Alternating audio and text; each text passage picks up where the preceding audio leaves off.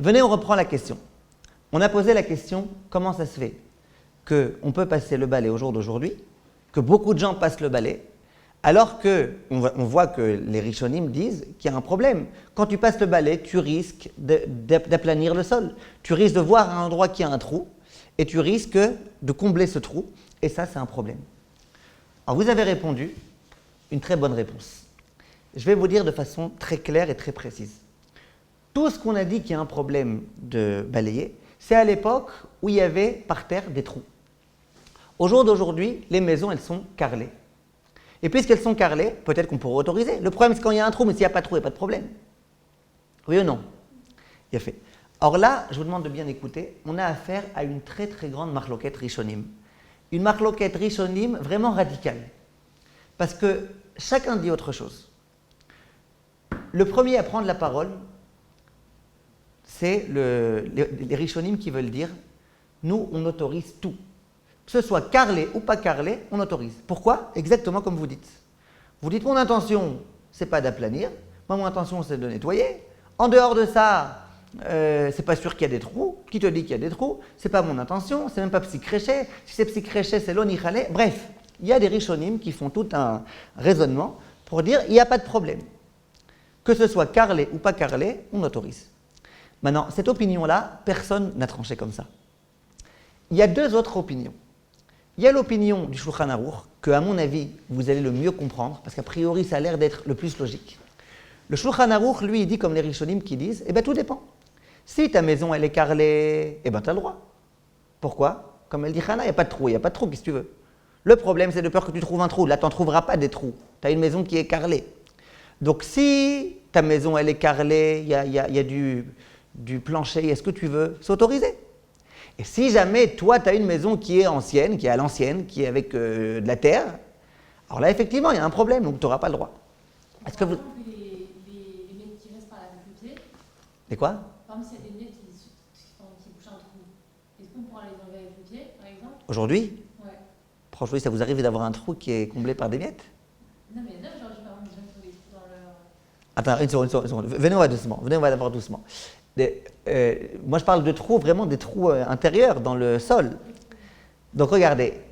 Est-ce que vous êtes d'accord avec le Shulchan Aruch? Le Shulchan Aruch, il dit très clair. Il dit, si ton problème, c'est de peur que tu en viennes à combler les trous, ça, c'est vrai si tu as vraiment des trous que tu peux combler. Si aujourd'hui, tu as une maison dans laquelle il n'y a pas de trous, eh bien, il n'y a aucune raison d'être gozer. Et ça, c'est l'opinion, donc je vous ai dit, du Shulchan Aruch. Un Sfarad, il se pose la question, je peux passer le balai? Je répète, pour l'instant, il n'y a pas d'eau, que le balai. Je peux passer le balai? Eh bien, tu regardes. S'il y a par terre un carrelage, comme il y en a dans la plupart des endroits au jour d'aujourd'hui, eh bien, tu as le droit. Si tu te retrouves dans une maison de campagne dans laquelle il n'y a pas du tout de carrelage, ni rien du tout, ni de goudron, ni rien, eh bien, tu n'auras pas le droit. Avouez que c'est l'opinion, a priori, la plus logique. Quand il y a un problème, il y a un problème. Quand il n'y a pas de problème, il n'y a pas de problème. Le Rama, Rabbi Moshe Isserles, le Rav des Ashkenazim, lui, il tranche comme d'autres Rishonim, qui disent que quoi? Qui disent que même si ta maison, elle est carrelée, c'est interdit. Pourquoi? Gzera.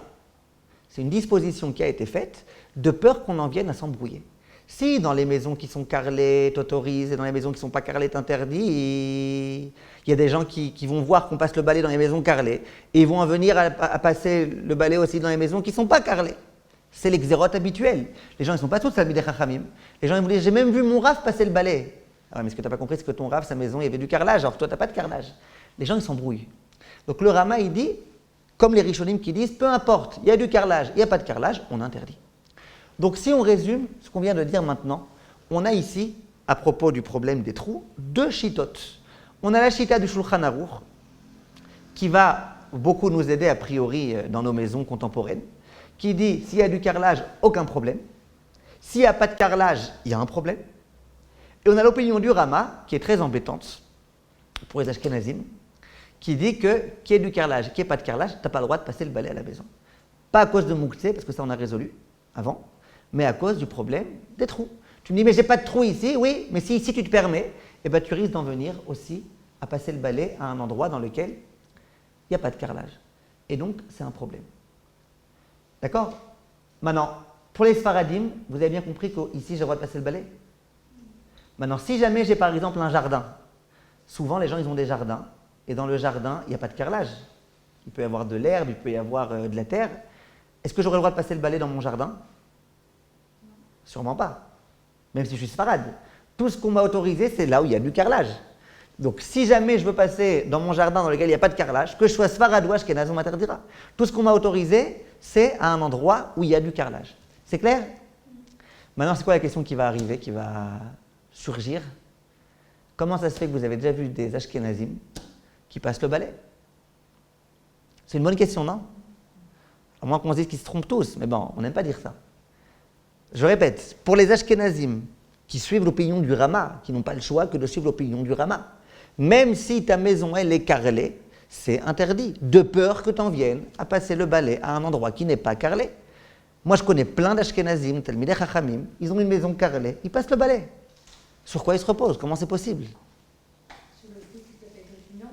Que quoi? Le fait que ça peut être répugnant. D'accord, mais c'est pas une raison d'autoriser un issour. Non?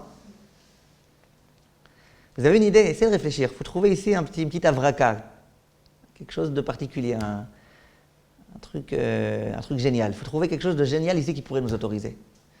Comment les ashkénazim qui tout le temps suivent l'opinion du Rama se permettent de passer le balai, bien que leurs maisons sont avec du carrelage? Ben, le Chafetz Chaim, il vient avec quelque chose de génial. Écoutez bien, vous allez kiffer. Le Chafetz Chaim, il dit qu'il faut faire une distinction. À l'époque, je suis désolé de vous parler beaucoup de l'époque, il y a Hasra, mais c'est comme ça. À l'époque, les maisons, pour beaucoup d'entre elles, n'étaient pas carrelées. Vous êtes d'accord avec moi? Et il y avait des maisons qui, elles, étaient carrelées. Mais même si on dit qu'il y avait des maisons qui étaient carrelées, je ne sais pas, il y avait peut-être 50% oui, 50% non. Donc là, je peux comprendre, je peux entendre qu'il y a des poskim qui disent « Mais attention, si tu passes le balai là où il y a du carrelage, tu risques aussi d'en venir à passer le balai là où il n'y a pas de carrelage. » Puisque dans les maisons, 1 sur 2, elles étaient avec du carrelage, 1 sur 2 sans carrelage. Peut-être même qu'il y avait plus qui étaient sans carrelage qu'avec carrelage. Donc cette khumra là, cette gzera, elle est audible, elle est intelligible, on peut la comprendre. Vous êtes d'accord avec moi ou pas? Si tu me dis qu'une maison sur 2, elle est sans carrelage, eh ben c'est très logique d'interdire à tous. On les met tous dans le même paquet et puis voilà. Le Shulchan Aruch, il dit non, moi je ne les mets pas tous dans le même paquet. Ceux qui ont un carrelage, on autorise, ceux qui n'ont pas de carrelage, on interdit. Mais je peux comprendre que le Rama, ils disent non, moi j'interdis à tous. Mais ça, c'est uniquement pourquoi? Parce qu'à l'époque, les maisons, pour beaucoup d'entre elles, en tous les cas, elles étaient sans carrelage. Mais au jour d'aujourd'hui, dites-moi l'une d'entre vous, est-ce que vous connaissez une seule personne qui habite en Israël, peu importe dans quelle ville, ou en France, peu importe dans quelle ville, qui n'a pas de carrelage à la maison, qui n'a pas du parquet, ou qui n'a pas du goudron, qui n'a pas quelque chose? Vous connaissez? On ne connaît pas. Et même si on connaît, parce qu'on a quelqu'un dans la famille qui... Mais en tous les cas, c'est très, très, très, très rare. Donc, cette gzéra-là, qui consistait à dire, même s'il y a du carrelage, ne fais pas, de peur que tu fasses là où il n'y a pas de carrelage. Aujourd'hui, elle est très lointaine, cette gzéra. Il n'y a même plus raison d'être gozer. Quand il y en avait oui, il y en avait non. Tu pouvais être gozer l'un à cause de l'autre. Mais quand, dans tous les cas, il n'y a plus aucun problème. Puisque dans tous les cas, il n'y a pas de... Dans tous les cas, il y a du carrelage. Donc, cette gzéra, elle est un petit peu obsolète, elle est un petit peu à oublier. Donc vient le Chafetz Chaim et il dit, même si on veut faire comme le Rama, qui dit que dans les endroits où il y a du carrelage, on interdit, c'est uniquement dans un endroit dans lequel il y a beaucoup de maisons dans lesquelles il n'y a pas de carrelage. Et donc, si toi t'autorises dans ta maison, il y en a qui vont autoriser dans la leur. Mais dans un cas dans lequel toutes les maisons, elles sont avec du carrelage, ce qui est notre cas aujourd'hui et déjà visiblement à l'époque du Chafetz Chaim, on peut autoriser. Ça, c'est l'invention géniale du Chafetz Chaim, qui va aider beaucoup, beaucoup, beaucoup d'Ashkenazim. Maintenant, je précise quand même un petit point pour être honnête avec vous jusqu'au bout. Le Chafetz Chaim, il rajoute un petit quelque chose. Ce petit quelque chose, c'est quoi? Ce petit quelque chose, c'est qu'il demande malgré tout que le balayage ait déjà été fait une fois, vendredi avant l'entrée de Shabbat. Pourquoi, à votre avis? Pourquoi, à votre avis? Shalom bracha. Ça va, tout va bien? Baruch Hashem. Pourquoi, à votre avis? Hein? Pourquoi, à votre avis, le Chafetz Chaim il demande que le balayage ait déjà été fait la veille de Shabbat? Pour éviter le jour du Rama. Mais pourquoi? Ça change quoi si tu l'as fait avant, si tu ne l'as pas fait avant? Normalement, on essaie de ne pas se mettre dans la situation. Quand même. Ça veut dire, ouais, ça veut dire comme ça. Ça veut dire, est-ce que vous êtes d'accord qu'une maison dont tu as fait il y a 2 heures le balai, maintenant ça y est, le sol il est droit? Si ça fait 2 ans que tu n'as pas fait le balai, il peut y avoir des trous, des cavités que tu risques d'en venir à aplanir. Oui ou non? Mais si jamais ça fait 2 heures que tu as passé le balai, ben, tu as déjà aplani tout ce qu'il fallait. Comprenez? Et puis même le vrai mouksé, tu l'as déjà retiré, puisque tu as passé le balai juste avant l'entrée de Shabbat. Donc c'est pour ça que les poskim, ils veulent dire que même si jamais tu interdis... donc c'est pour ça que le Chafetz Chaim il dit, premièrement, aujourd'hui, les maisons, dans toutes, il y a du parquet ou du carrelage, donc il n'y a pas de problème de passer le balai. Et même si tu me dis que c'est un problème, en tout cas, tu peux te reposer sur les poskim qui disent que si tu as fait le balai avant Shabbat, c'est Besséder. Donc les Ashkenazim, en général, ils font le balai avant Shabbat dans tous les cas, ils revotent Shabbat. Si pendant Shabbat, ils souhaitent faire le balai, eh ben, on a compris pourquoi ils sont droits. Le problème de Moukhtse, on a expliqué pourquoi il n'en est pas un. Le problème du carrelage, on a expliqué pourquoi aujourd'hui il n'y a pas de problème. Maintenant, où est-ce qu'il va y avoir alors malgré tout une différence entre les Sfarad et les Ashkenazes? Dans quel cas il y a une différence? On a dit les Sfaradim, ils autorisent là où il y a du carrelage. Les Ashkenazim, ils autorisent là où il y a du carrelage. Alors c'est où la différence entre les Sfaradim et les Ashkenazim? Là où il n'y a pas de carrelage, tout le monde interdit. Oui? Je vous ai dit, si j'ai un jardin dans lequel il n'y a pas de carrelage, je ne peux pas faire le balai que je sois Sfarad ou que je sois Ashkenaz. Or, c'est où la différence entre Sfarad et Ashkenaz? Dans la ville. Dans une ville dans laquelle Il y a plus de maisons. Dans laquelle il y a des maisons, ouais, très bien. Une ville dans laquelle il y a des maisons qui ne sont pas carrelées. Alors là, Béhémet, eh ben, il y a une marloquette. Si je suis Sfarad, moi ça ne m'intéresse pas les autres maisons, moi je regarde la mienne. Est-ce qu'il y a du carrelage ou pas? Si je suis Ashkenaz, non. Dans toutes les maisons, on va devoir interdire à cause des maisons dans lesquelles il y a du carrelage. Il n'y a pas de carrelage.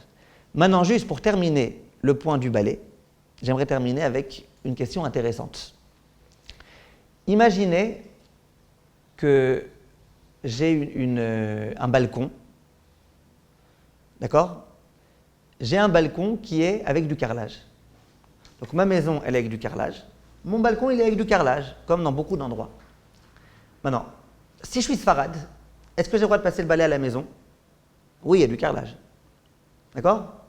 Est-ce que j'ai le droit de passer le balai dans le balcon? À votre avis? Oui, il y a du carrelage. On a dit, après Sfaradim, tu regardes là où tu es, tu t'en fous du reste. Là où tu es, il y a du carrelage, tu peux passer le balai. Maintenant, si je suis Ashkenaz, pourquoi dans la maison on m'a autorisé à passer le balai? Pourquoi on m'a autorisé? Parce qu'on a dit, puisque dans toutes les maisons du monde, maintenant, il y a du carrelage, donc Besséder, là où je suis, il y a du carrelage, et tu ne peux pas faire une khumra, une xéra, de peur que tu fasses dans un autre endroit, parce que partout, il y a du carrelage.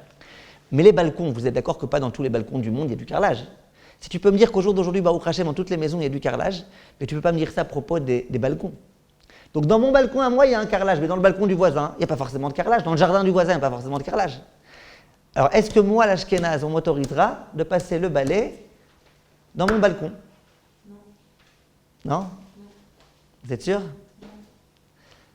Le Rav Auerbach, il dit que oui. Vous avez raison que c'est un chidouche, mais il dit que oui.